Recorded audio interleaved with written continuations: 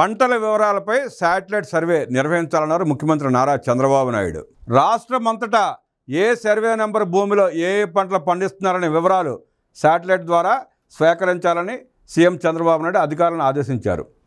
తూర్పుగోదావరి జిల్లా బిక్కవోలు మండలం బలభద్రాపురంలో చేపట్టిన శాటిలైట్ సర్వేతో సమగ్ర సమాచారం వెల్లడైందన్నారు. క్షేత్రస్థాయిలో సేకరించిన సమాచారం శాటిలైట్ సర్వే సమాచారం సరిపోల్చాలని స్పష్టం చేశారు. ఒక ప్రాంతంలో ఒకే తరహా పంటలు వేసేలా రైతులకు దిశానిర్దేశం చేయాలని చెప్పారు. రైతు సేవా కేంద్రం నుంచి ఈ మేరకు నిరంతరం సూచనలు సహకారం అందించాలన్నారు. రీసర్వే అనంతరం రెవెన్యూ రికార్డుల ప్రక్షాళన జరిగిన తర్వాత వ్యవసాయ రికార్డులు కూడా నవీకరించాలని అధికారులను ముఖ్యమంత్రి ఆదేశించారు. సచివాలయంలో వ్యవసాయం అనుబంధ రంగాలపై ముఖ్యమంత్రి సుదీర్ఘ సమీక్ష నిర్వహించారు. 4 గంటలకు పైగా వ్యవసాయం అనుబంధ రంగాలపై లోతైన చర్చ జరిపి రైతులకు మేలు చేసేలా స్పష్టమైన ఆదేశాలు ఇచ్చారు. అలాగే జల వనరుల శాఖ అధికారులతోనూ సమీక్ష నిర్వహించి నీటి నిర్వహణపై మార్గదర్శకాలు జారీ చేశారు. పంటల ప్రణాళిక, ఉత్పత్తులకు విలువ జోడింపు, రైతులకు సహకారం అందించేందుకు ఏఐ చాట్ బోట్ వినియోగంపై సమీక్షలో చర్చించారు. ఆర్టిఫిషియల్ ఇంటెలిజెన్స్ ద్వారా రైతులకు అవసరమైన సమాచారాన్ని వారికి అందేలా చూడాలని ముఖ్యమంత్రి స్పష్టం చేశారు. మరోవైపు ఇప్పటివరకు 47,41,792 మంది రైతుల వివరాలతో అన్నదాత సుఖీభవ పథకం కింద ఈకేవైసీ పూర్తయిందని అధికారులు ముఖ్యమంత్రి దృష్టికి తీసుకొచ్చారు. ఈ పంట ద్వారా అర్హులను గుర్తించాలని, రాష్ట్రంలోని ప్రతి రైతుకు ఈ పథకం ద్వారా ఆర్థిక సాయం అందించాలని ఈ సందర్భంగా ముఖ్యమంత్రి సూచించారు. వ్యవసాయ రంగం అభివృద్ధికి తాను అత్యధిక ప్రాధాన్యతనిస్తానని, త్వరలో సాగునీటి సంఘాలతో వర్చువల్ సమావేశాలు సైతం నిర్వహించి నేరుగా మాట్లాడతానని ముఖ్యమంత్రి స్పష్టం చేశారు. మరోవైపు ఖరీఫ్ సీజన్లో దక్షిణ కోస్తాలోని కొన్ని జిల్లాలు మినహా రాష్ట్రంలోని మిగిలిన ప్రాంతాల్లో సాధారణ వర్షపాతం నమోదైనట్లు అధికారులు ముఖ్యమంత్రికి వివరించారు. కృష్ణా, గోదావరి, వంశధార బేసిన్లలో ప్రధాన ప్రాజెక్టులు నిండుగా ఉన్నాయని, సమృద్ధిగా కురుస్తున్న వర్షాలతో రాష్ట్రంలో సాగు విస్తీర్ణం కూడా పెరిగిందన్నారు. ప్రస్తుత ఖరీఫ్లో రాష్ట్రంలో 9,90,000 హెక్టార్లలో వివిధ పంటల సాగు జరుగుతోందని చెప్పారు. అయితే వర్షాధారంగా పంటలు పండించేలా పంట కాలాన్ని ముందుకు తీసుకురావాలని ముఖ్యమంత్రి సూచించారు. దీనిని సంబంధించి అవసరమైతే మంత్రులు, ఎమ్మెల్యేలు, అధికారులు రైతులతో సంప్రదింపులు జరిపి అవగాహన కల్పించాలన్నారు. సీజన్ కాలాన్ని ముందుకు తీసుకురాగలిగితే తుఫాన్లు, భారీ వర్షాల నుంచి రైతులు పంట నష్టపోకుండా జాగ్రత్త పడవచ్చని, అదే సమయంలో మరో పంటకు అవకాశం ఉంటుందని చెప్పారు. కరువు అనే మాట ఉండకూడదని, సమృద్ధిగా కురుస్తున్న వర్షపు నీటి సద్వినియోగం ద్వారా ప్రాజెక్టుల నుంచి అతి తక్కువ నీటిని వాడుకునేలా ప్రణాళికలు ఉండాలన్నారు. రాష్ట్రంలో ఎరువులు, పురుగు మందులను అవసరానికి మించి వినియోగిస్తున్నారని, ఈ కారణంగా భూసారం తగ్గుతోందని, ఎరువులు, పురుగు మందులు ఏ మేరకు వాడాలో రైతులకు వివరించి వాటిని అధికంగా వినియోగించకుండా నియంత్రించాలని ముఖ్యమంత్రి అధికారులకు సూచించారు.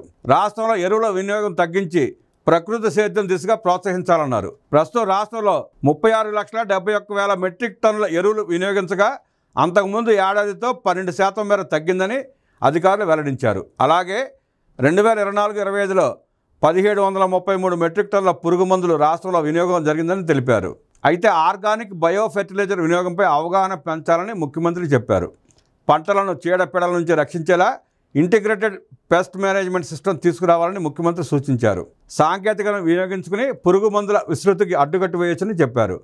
విత్తనాలు, ఎరువుల విక్రయంపై చిట్ట చివరి వరకు ట్రాకింగ్ జరగాలన్నారు. వరిలో కలుపు మొక్కల నివారణలో ప్రమాదకరమైన కెమికల్స్ వాడకంతో క్యాన్సర్ కేసులు పెరుగుతున్నాయని అధికారులు తెలపగా, ఎక్కడెక్కడ క్యాన్సర్ కేసులు పెరుగుతున్నాయో సమాచారాన్ని సేకరించాలని, కేసులు ఎక్కువ నమోదవుతున్న చోట్ల రైతులకు విస్తృత అవగాహన కల్పించాలని ముఖ్యమంత్రి సూచించారు. పురుగు మందులు, ఎరువులు వినియోగించకుండా పండించిన వ్యవసాయ ఉత్పత్తులకు సర్టిఫికేషన్ ఇస్తే ఆయా ఉత్పత్తులకు అధిక డిమాండ్ ఉంటుందన్నారు. తద్వారా రైతులకు అధిక ఆదాయం వస్తుందని ముఖ్యమంత్రి స్పష్టం చేశారు.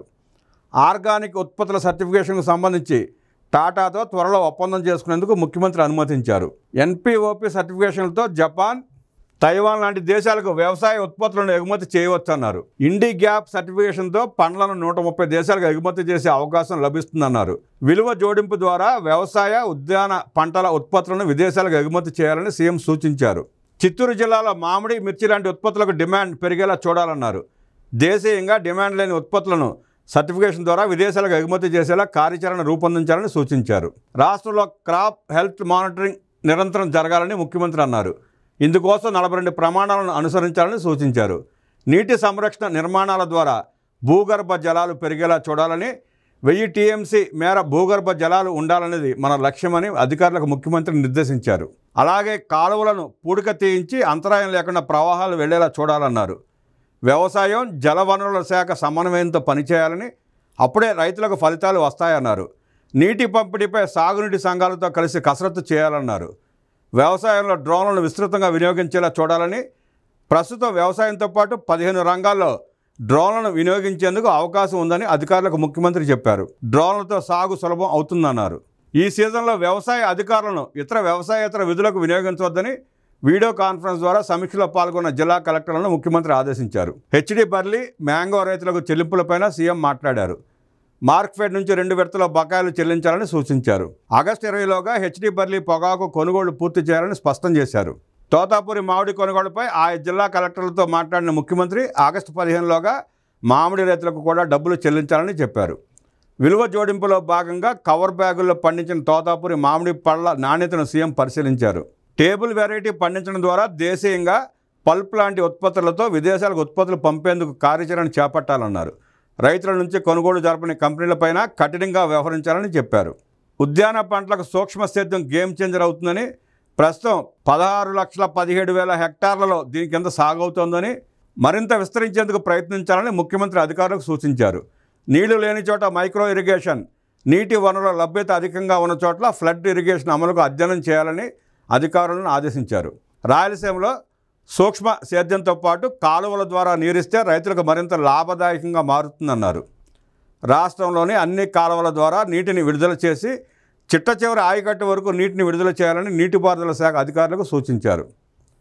నాగార్జునసాగర్ కుడి కాలువ ద్వారా గుంటూరు ప్రాంతానికి సాగునీరు అందించాలన్నారు.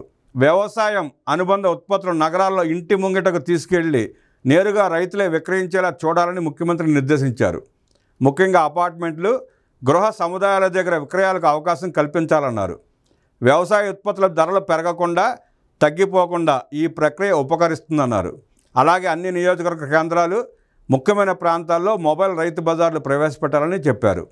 30 రోజుల్లోగా దీనిపై కార్యాచరణ సిద్ధం చేయాలని సీఎం అధికారులను ఆదేశించారు. మెరుగైన ఆదాయం వచ్చే వాణిజ్య పంటలను రైతులు సాగు చేసేలా ప్రోత్సహించాలని సీఎం సూచించారు. ఆక్వా ఉత్పత్తుల నాణ్యత విషయంలో రాజీ లేదని, ఉత్పత్తుల నాణ్యత అంతర్జాతీయ ఎగుమతులకు తగ్గట్టు ఉండాలన్నారు. చికెన్ వ్యర్థాలను ఫీడ్గా ఉపయోగిస్తే కఠిన చర్యలు తీసుకోవాలని ఆదేశించారు. నాణ్యత ప్రమాణాలు పాటించే ఆక్వా రైతులకే సబ్సిడీ విద్యుత్ అందించే అంశాన్ని పరిశీలించాలన్నారు. సముద్రంలో మత్స్య సంపద ఏ ప్రాంతంలో ఎక్కువ లభిస్తుందో మత్స్యకారులకు యాప్ ద్వారా తెలియజేయాలన్నారు. సముద్రంలో ఉత్పత్తి అయ్యే సీడ్ ఎక్కువ మంది సాగు చేసేలా ప్రత్యేక కార్యాచరణ చేపట్టాలన్నారు.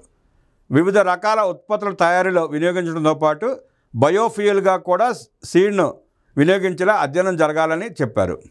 ఉద్యాన రంగంతో సమానంగా పశుపోషణకు, ఆక్వా ఉత్పత్తులకు ప్రాధాన్యత ఇవ్వాలని ముఖ్యమంత్రి అధికారులకు స్పష్టం చేశారు. లైవ్ స్టాక్లో 15% వృద్ధిని లక్ష్యంగా నిర్దేశించారు. వ్యవసాయ అనుబంధ రంగాలను ఇకపై ప్రత్యేకంగా సమీక్షిస్తారని ముఖ్యమంత్రి అన్నారు. సమీక్షలో కొబ్బరితో తయారు చేసిన కోకో ముంజ్ సంస్థ ఉత్పత్తులను పరిశీలించిన ముఖ్యమంత్రి సంస్థ ప్రతినిధిని అభినందించారు. ఈ సమీక్షకు వ్యవసాయ మంత్రి అచ్చెన్నాయుడు, వ్యవసాయ అనుబంధ రంగాలకు చెందిన ఉన్నతాధికారులు హాజరయ్యారు.